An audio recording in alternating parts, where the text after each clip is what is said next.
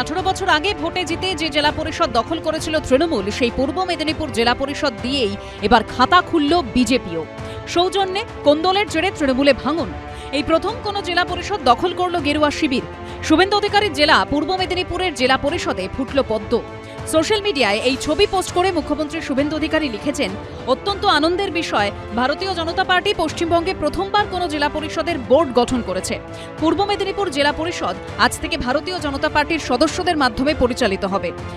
শুভেন্দু অধিকারী আরও জানিয়েছেন, সর্বসম্মতিক্রমে বামদেব গোছাইতকে সভাধিপতি এবং বাঁশরী পণ্ডিতকে সহ সভাধিপতি নির্বাচিত করা হয়েছে।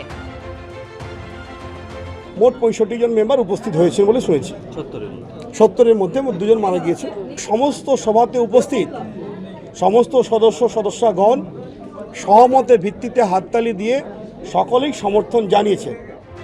বিধানসভা ভোটে তৃণমূল হারার 1 মাসের মাথায় গত 5ই জুন পূর্ব মেদিনীপুর তৃণমূল পরিচালিত জেলা পরিষদের সভাধিপতির পদ থেকে ইস্তফা দিয়েছিলেন তৃণমূল নেতা উত্তম বারিক এবং জেলা পরিষদের সহ সভাধিপতি সুহাসিনী কর।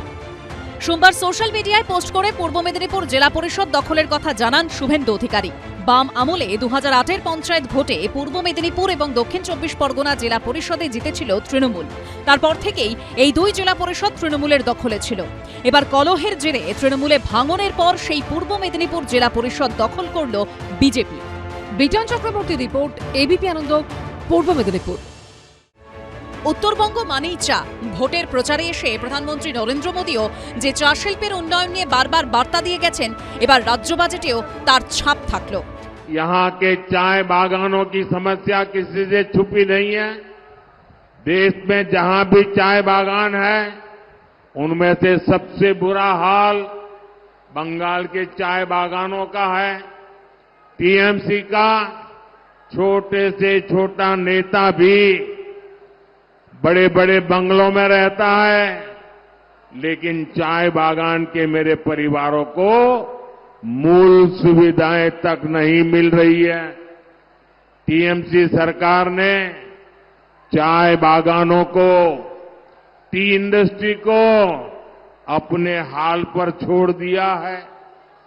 बदहाली की वजह से कई बागान बंद हो गए हैं।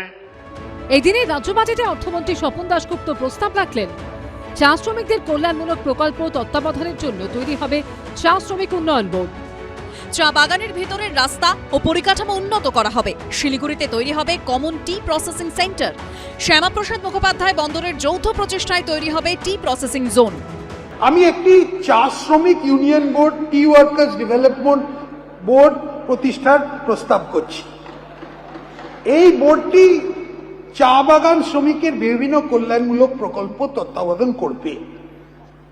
রাজ্য সরকার ভারত সরকারের সাহায্যে পিএম চা শ্রমিক প্রোৎসাহন যোজনা চালু করবে। Preserve cultural heritage in the tea garden areas.